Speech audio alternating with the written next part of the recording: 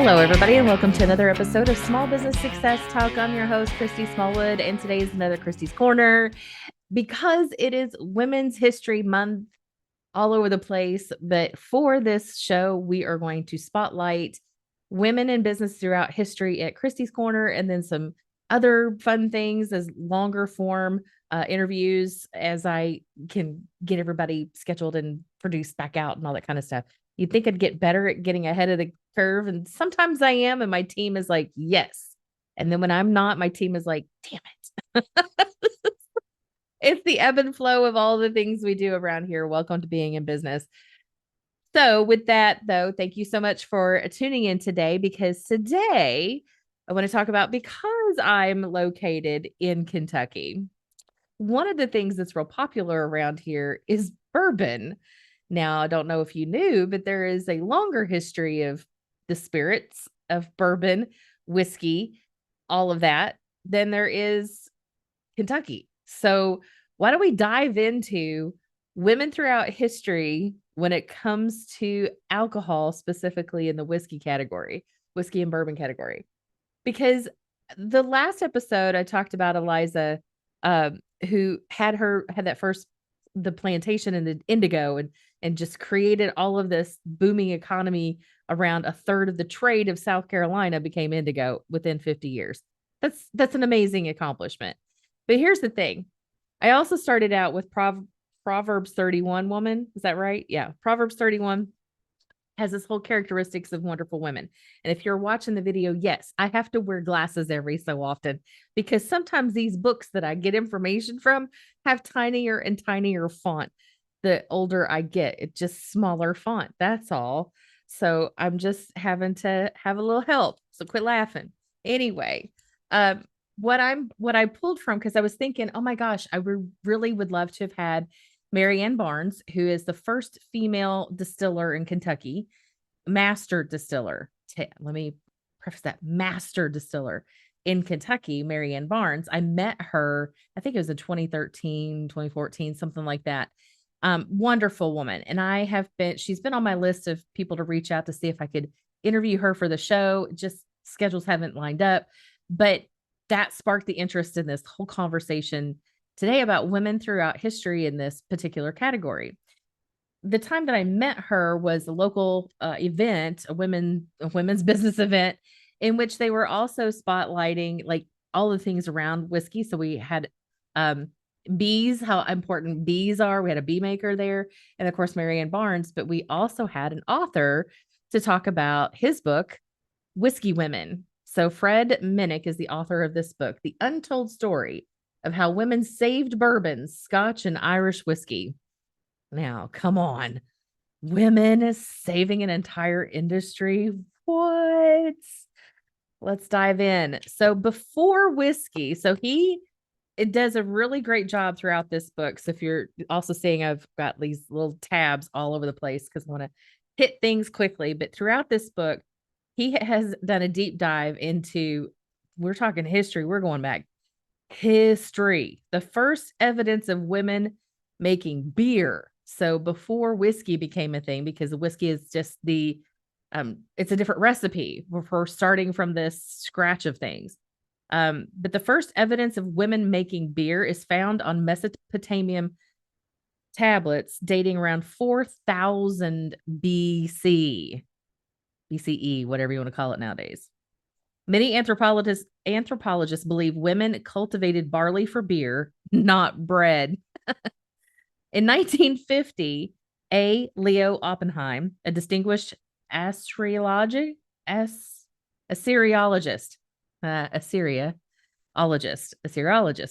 published a tablet from the Metropolitan Museum of Art in New York that included 160 terms about beer manufacturing. The brewer's craft is the only profession in Mesopotamia which derives divine protection and social sanction from a goddess. In fact, from two female figures of the pantheon, Ninkasi and Ceres, Oppenheim had wrote. Now, come on. We're already starting on a really positive, female-friendly note here, right? that women were the divine protectors of all things beer making. I'm like, well, I had no idea that's what this was. Now, there's some other details in here that I'm sure some of my friends would find extremely fascinating, one of which I will include. The Sumerians used beer for religious rituals, medicine, and a normal beverage, drinking through large straws in jars. Okay, all my redneck friends, you know that mason jar is going to come into play at some point. According to recovered plaques thought to be from 2550 to 2400 BC, women sipped beer during the sorrow of funerals and through the orgasmic enjoyment of sexual intercourse. um, we're moving along. Just gonna pause on that for a hot second. Let you let that sink in.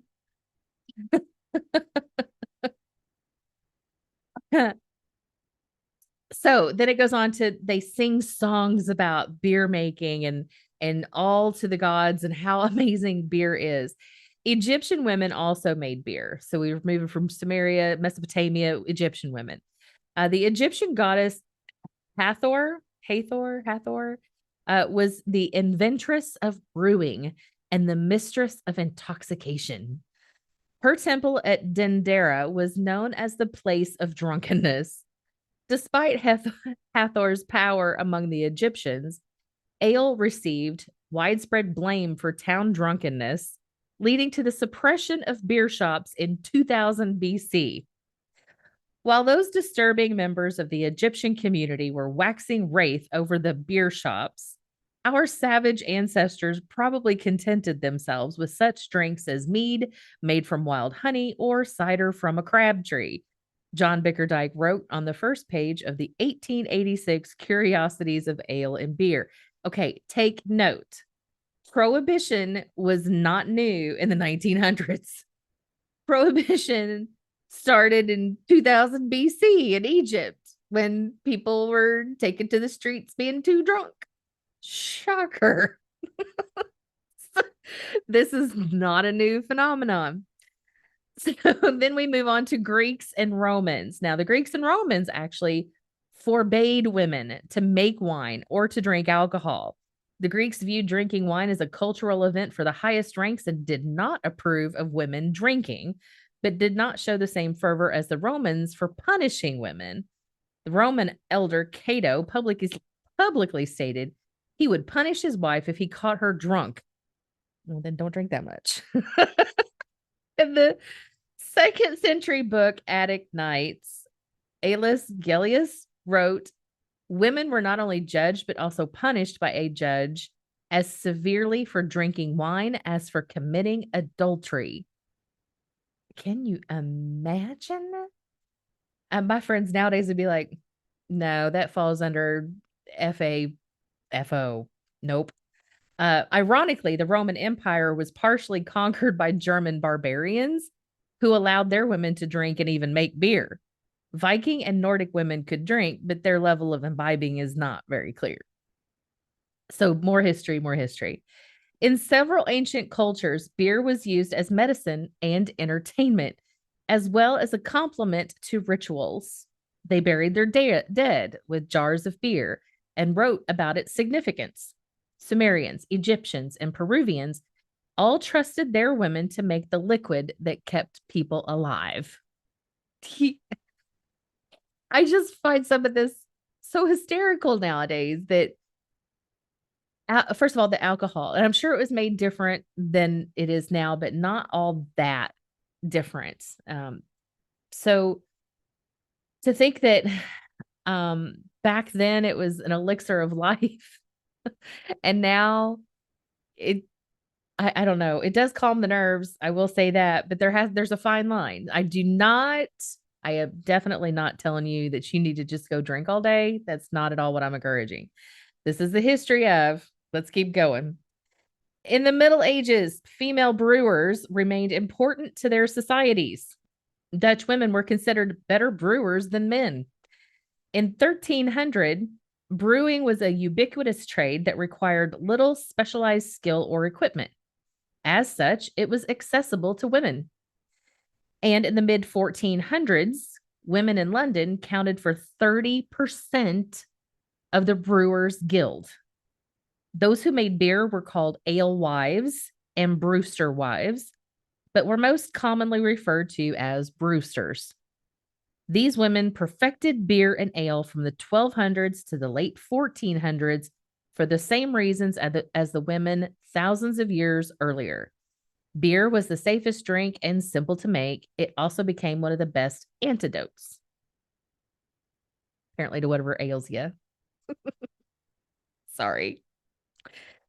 Women owned their own breweries and were often employed as lead brewers. When men died, they frequently bequeathed their breweries to wives, daughters, and female employees. In his 1306 will, Stephen de Barnard of London left his wife Agnes all his wooden brewing utensils with cistern adjoining. In 1333 and 1334, Elizabeth de Burgh, Lady of Clare, maintained a large London brewery, making 60 gallons of ale each week. So not only have these women been brewing for eons, centuries, they're owning the businesses. Okay. Now, so here's some more business side of this. Women face the same regulations as the men. Under the reign of Henry VIII, infamous for killing his wives, brewers and brewsters were forbidden to make their own barrels. So think about that. The king's law stated that beer brewers had damaged the craft of coopers. Towns also mandated the aging process of beer as well as taxation. Local governments regulated grains and required certified ale tasters to sample the product before it could be sold. These regulations kept unsafe products from entering the market while ensuring that the government received its taxes, a process that is repeated throughout alcohol history. Now, because when I first read this, I was like, well, they still do that shit today. And it costs a whole lot more today. Now, in percentage wise and comparison, it might feel the same. However, just knowing that you got to do all of this stuff, all the regulations, all the cost of goods sold, like everything it takes to actually create the product to put out to market, and then the regulations and the taxes that go on it that have been in here for, again, back to centuries. We're not dealing with anything brand new. It's the same frustrations that they had hundreds of years ago in this industry. All right, so then we move on to Alice Huntley. So there apparently also was an issue in the 1300s when there was 185 women that violated brewing regulations. One woman was cited for failing to send beer to an ale tester before selling it, a minor offense that would not earn the notorious nickname Brew Witch or Ale Witch. These ominous titles were reserved for those practicing sorcery, apparently until they piss somebody off, and then they're called witch. Like Alice Huntley was accused of witchcraft in the late 15th century. According to the Chancery Rolls, between 1475 and 1485, Huntley practiced witchcraft and sorcery against the laws of the church and the king. It's not clear if bad beer was the main reason for the accusations, but she was among the many brewsters who were accused of witchcraft. Chaplain John Knight complained that she hid liquor, which was often considered evidence in witchcraft trials. How was that left out in my history book? Because that would explain so much. Typically, you in any sort of conspiracy conversation I've had, I will be like, where's the money flow? Like, how's the money flowing? Who's getting paid? Who's not getting paid that's supposed to be getting paid? Follow the money. And now we're looking at the town not getting the taxes for the ale that was supposed to be submitted. So we're losing money. Let's go ahead and accuse them of witchcraft. Okay. All right. Back to Chaplain John Knight complained that she hid the liquor, which was often considered evidence in witchcraft trials. While searching her house, investigators found materials for witchcraft and enchantments with other stuff buried and deeply hid under the earth. While this report could mean that she was hiding fiery satanic potions and steak pits, it is more likely that she was just keeping her beer cool. Brewers were known to keep barrels in caves, and despite the discovery, Huntley was not arrested. Instead, her accuser, Chaplain John Knight, was arrested, likely for false claims or harassment. Shocker. And honestly, shocker that he actually did get arrested because, during the witchcraft trials, you were judged and then killed, not ever being able to. Anyway, horrible time. We've had a lot of horrible times in our country, in our history of humanity. Look at us go. Anyway, keep fast forwarding. So we're to the 1400s. The impact that women have had on the alcohol industry started eons ago, centuries and centuries and centuries and centuries ago. We are not the first. We are definitely not going to be the last. So we keep moving forward here because there's so many. I thought I could pinpoint like one major woman that had like major impact. No, this is an over and over again situation in this industry where women have had a massive impact about the trajectory of beer, whiskey, bourbon, all of that, and including just any of the spirits altogether. Okay, so because the English could not pronounce, so Ireland, so then we move into Ireland, some of my favorite areas.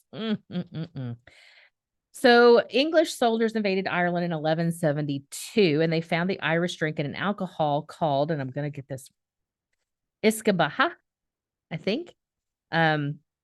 They Gaelic for water of life. Barley flourishes in Ireland's damp climate, so this 12th century Iscabaha was almost certainly whiskey. It's unclear how Ireland distilled it so early, but so on and so forth. So Ireland had whiskey. So everywhere else has been used to beer, but now we have whiskey.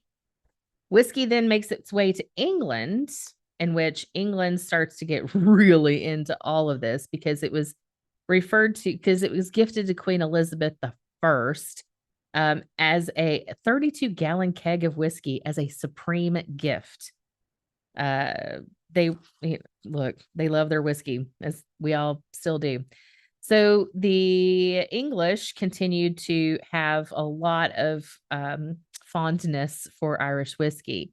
This interest in whiskey from England's destitute all the way to the Queen had much wider implications than a change in the spirit's name because it went from the Gaelic term to straight up whiskey. Lawmakers realized the Irish and British governments were losing significant taxation money on whiskey. Here we go again. Taxes on our stuff. On Christmas Day, 1661, the Irish government imposed its first whiskey tax at 4 pence per gallon. The taxes essentially made whiskey illegal and forced one still women to either go out of business or sell the whiskey illegally. But these Irish taxes were nothing compared with the effect in Great Britain. Because people drank too much, is what that boiled down to. I mean, we are talking all of this goes into, if you've never heard of the fight between Northern Ireland and Great Britain, England, then whiskey had a whole lot to do with that. Taxes on whiskey had a whole lot to do with that. Because let's see, I lost my place in the book. England created revenue police to go get taxes or stuff to pay the taxes on the distillers for the whiskey. And he gives us some examples of what would happen. These little old ladies, and they would go steal all of their stuff. The revenue police had to be paid somehow, right?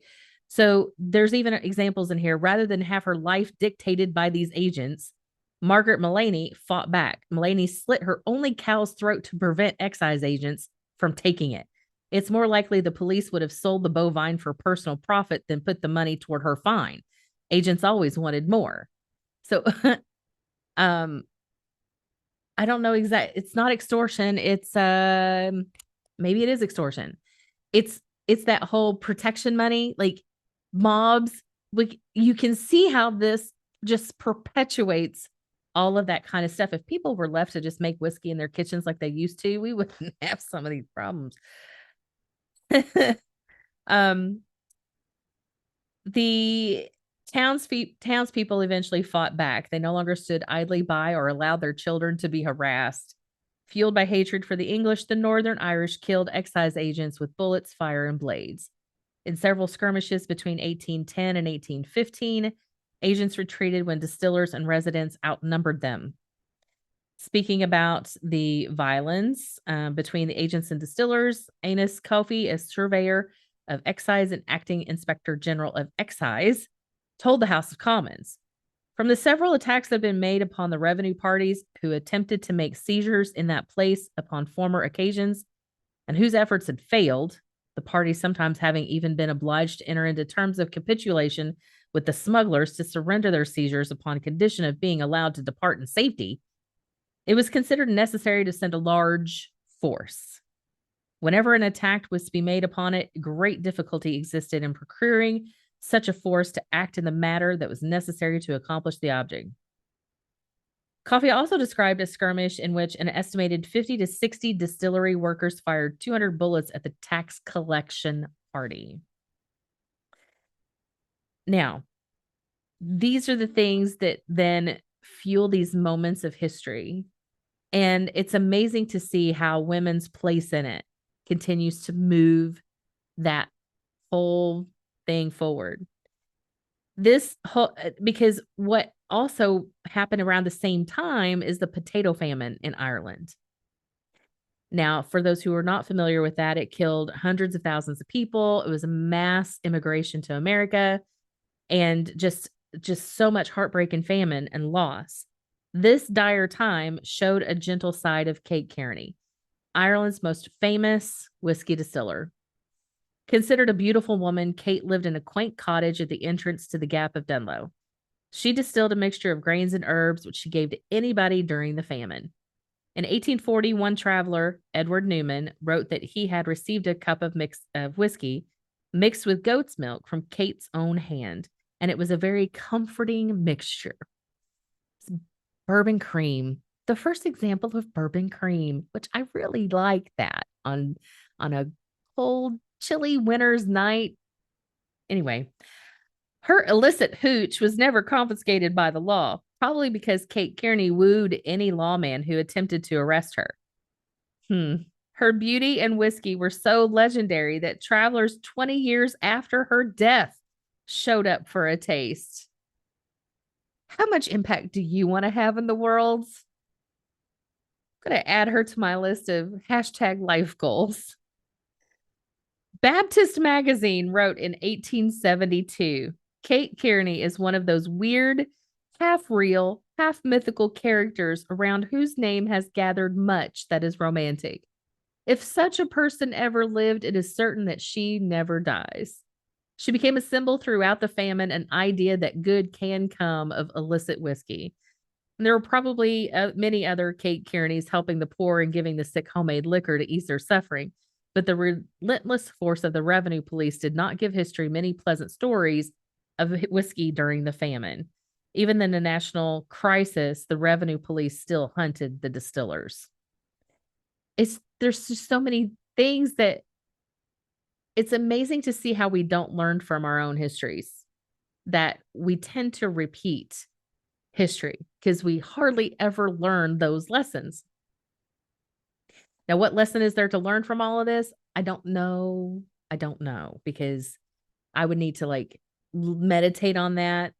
Let God talk to me about that one, because there's so much complication in the middle of a famine. Do you really want to be pushing the last remnants of people you have left on a small island to rob them of any way to make any sort of livelihood? Because then you never are going to get taxes. Why the fuck would you do that? But there are greedy people, or people who just really like power, which also goes into the greed. Anyway, we digress. Let's get back to the women in history with whiskey. In 1608, King James I granted Sir Thomas Phillips, a landowner and governor, a license to distill in Antrim, Ireland. This would eventually become Bushmills. Now we have a brand we can recognize. Whew, 1608. It took us from 4000 BC to 1608 to get a brand name that we recognize. More than 130 years later, illicit distillers started making whiskey at the Atrim distillery. So it took a long time to get it going, but here we are. Developing a product that was smuggled throughout Ireland. Bushmills even bragged about its origins and bootlegging. One thing's always remained preeminently the same, and that is the excellent quality instituted by the bold smuggler band of 1743.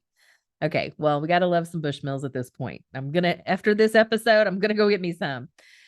As critics like Dr. Muspratt were falling in love with Bushmills, so now we're fast forwarding to 1860. In 1860, Dr. Sheraton Muspratt wrote that Bushmills was one of the world's preeminent distilleries and certainly better than the Holland gin distilleries. Well, what do you know? As critics like Dr. Muspratt were falling in love with Bushmills, the distillery built its foundation by an equal opportunity ethos that was extremely rare for the time. The distillery employed women and purchased barley from widows. And when owner Patrick Corrigan died in January of 1865, he confidently left Bushmills to his loving wife, Ellen Jane, who took the Irish whiskey to new heights. All right, so Ellen Jane, here we go. Usually listed in business correspondence as E.J. Corrigan, widow of Patrick Corrigan. Ellen Jane wielded great power. She ran the company with distiller James McColgan, but she handled most of the business affairs while James made the whiskey.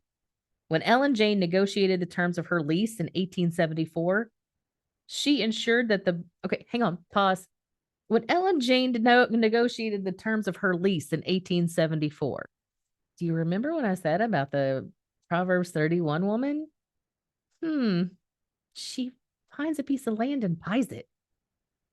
She negotiated the terms of her lease in 1874. She ensured that the Bushmills distillery property was described in the deed exactly as it was in the life.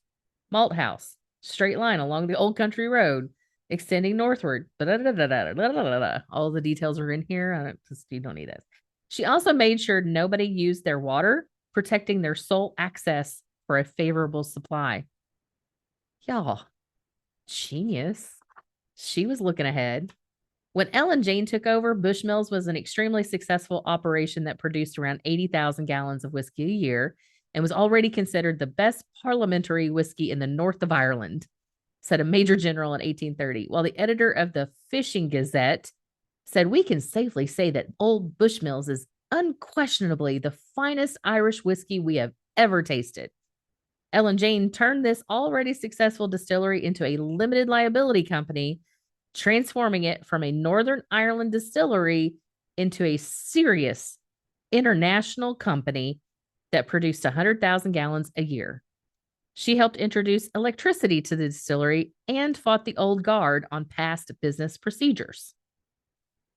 So when she sold Old Bushmills in 1880, Ellen Jane even negotiating a voting spot on the board of the new company. That was unheard of at the time. Today, the world's largest spirit company, Diageo, whatever, I don't know the name of that, a different company owns Bushmills. And the Irish whiskey brand's master blender is Helen Mulholland's. Bushmills is also one of the whiskeys most widely enjoyed by women. Well, see, and I've not had it yet, in full transparency, but I have had Tullamore Dew and I've had Jameson and a couple others. I totally dig it. Another significant Irish whiskey in today's market, Tullamore Dew, was owned by Mary Ann Daly in the late 1800s, but she essentially turned operations over to her son, Captain Bernard Daly. The slogan, "Give every man his due," was developed during her ownership, and Tullamore became a popular Offaly County distillery. Yet there's little mention of Mary Ann's contributions. Shocker. This is why I love this. I'm loving this book, and I've skimmed through here pretty quickly. We're going to fast forward we're going to get into America. So we've gone through international. We're going to hit America. And we're gonna get there. We're gonna get there. Hang on. So now we're in America. We're in the 1800s. Back to why we even have liquor and alcohol in the first place. Perhaps the need for medicinal liquor is why women made alcohol at home in the first place. While the men worked on the farm, early American women made butter, clothing, and alcohol. In a 1773 edition of the Virginia Gazette, an essayist wrote that liquor making women will ripen the seeds of virtue in men. Okay. I'm sorry. That was funny. The women's alcohol skills were so attractive that men paid for women to move to America just to make liquor, creating what may have been the first true mail order bride industry. Men needed women to make good drinks for health and pleasure. Educated women followed the English housewives' cookbooks and were reminded of their role in making alcohol by women equal to today's Martha Stewart.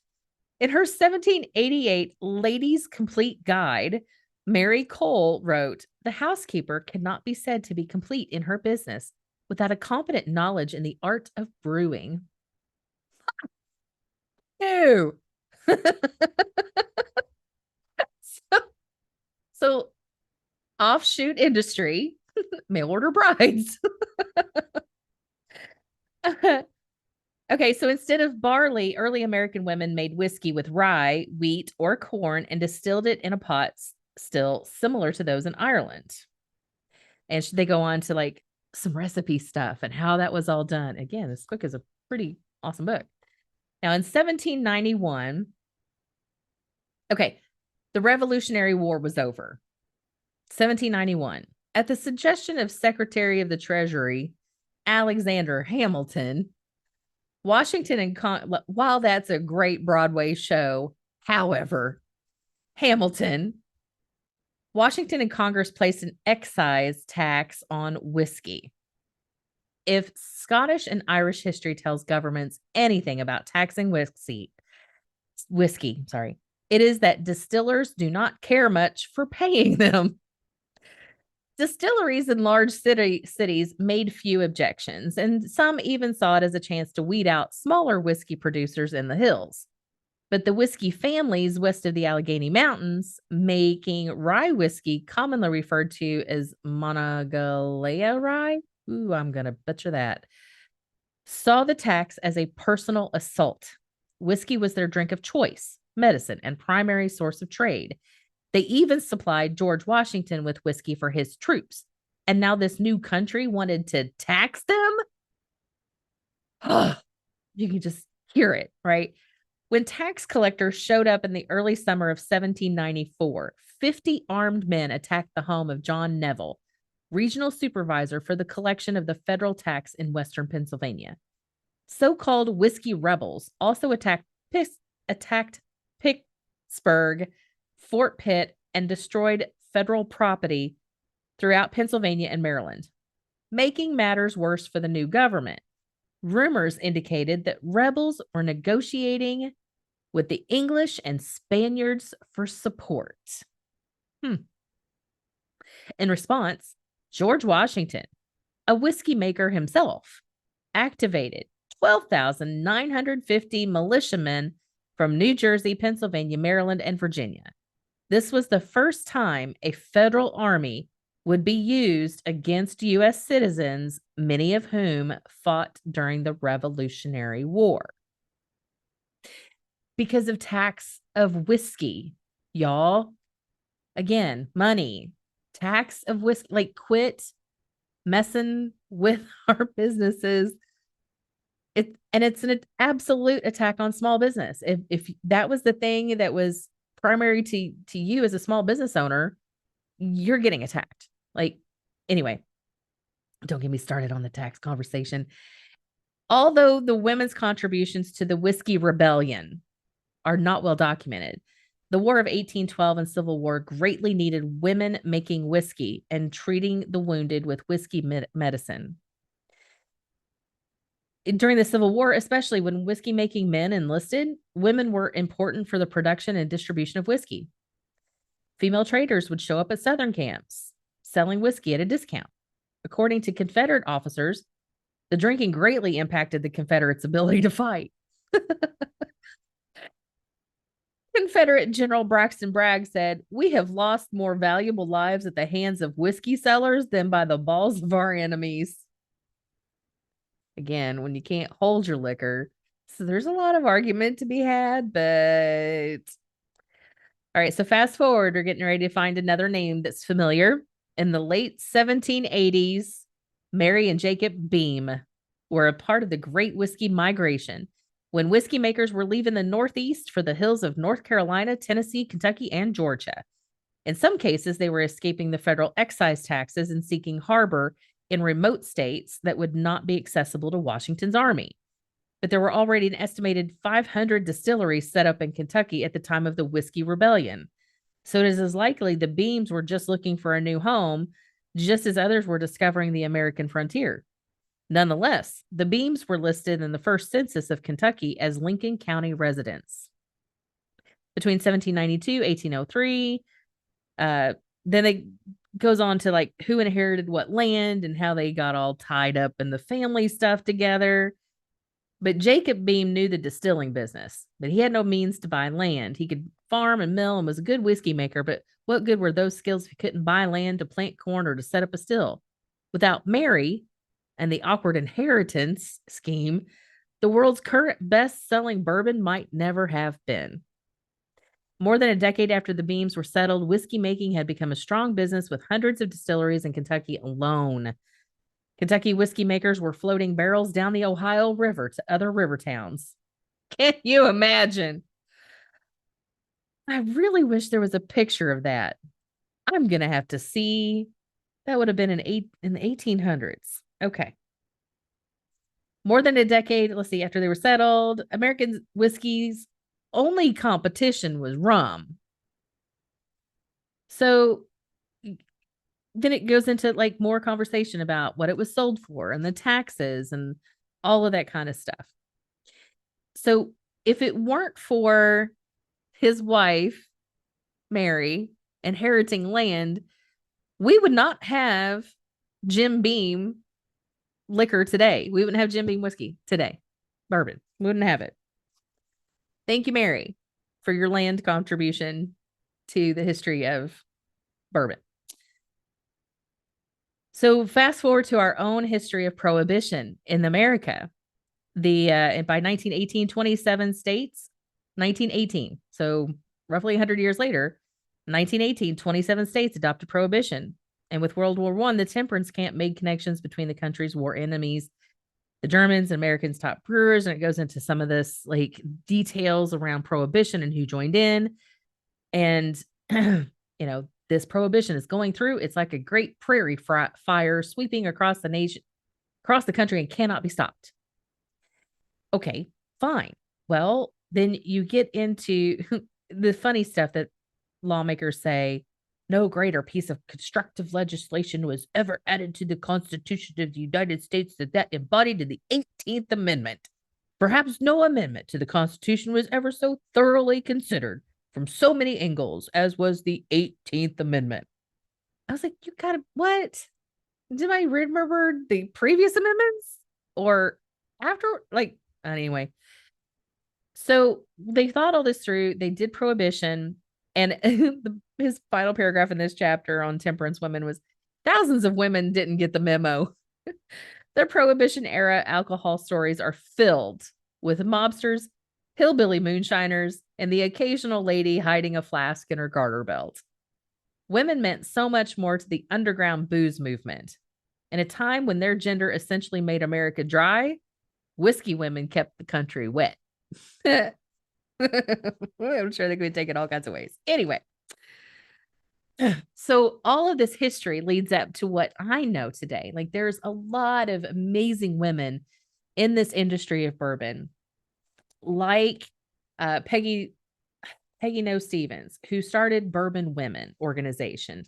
Then you've got female tasters and distillers and owners of all of the things. And when you think about leveling up the flavors, it's been directed towards women. The most popular flavor by far has been honey. The consumer perception of the word honey is going to be smoother, sweeter, and more palatable, if you will, for a non-whiskey drinker. So by taking that approach of a little bit of honey and a whole lot of Jack Daniels, we were able to appeal to a broad range of consumers, including women. Casey Nelson, brand manager for Jack Daniels Tennessee Honey. And he goes on to and there's at the time of this book, mind you, it's 2013. So names and places might have changed, but the concept stays the same. As the director of mixology for the Wynn Las Vegas, Patricia Richards is one of the most important spirit buyers in the world. When she puts a cocktail on a Wynn Las Vegas or a Wynn Encore menu, Hong Kong billionaires and Hollywood starlets see her creations, and her discovery of products can mean mega exposure to a brand. In 2011, she created the Sinatra Smash cocktail for Wynn's new restaurant, Sinatra. 5 or 6 here's the recipe, FYI. 5 or 6 fresh blackberries, 2 ounces of fresh sweet and sour mix, a 1/3 ounce of Sonoma vanilla infused simple syrup, a 1/2 ounce Riotet creme de casse, and 2 ounces Gentleman Jack Tennessee whiskey. I'm going to have to keep that. All right. Despite its connection to Vegas and Frank Sinatra, Jack Daniels had lost its cocktail power in Sin City.